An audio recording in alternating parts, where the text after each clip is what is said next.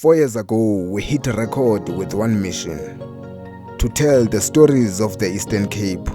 Your stories, our stories. Since 2022, we've shared over broadcasts, from town halls to township talent, from Sunday services to Saturday soccer. But Whittlesea TV was never about us.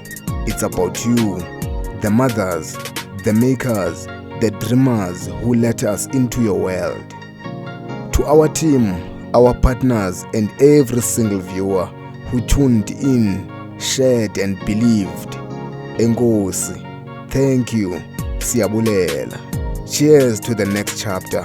The Eastern Cape story is still being written. On 13 May 2022, we pressed the record for the first time. Today, 4 years later, we are still here because of you. Thank you for trusting us. With your stories, your voices, and your Sundays, cheers to many more years of our stories. Whittlesea TV, the pride of Whittlesea.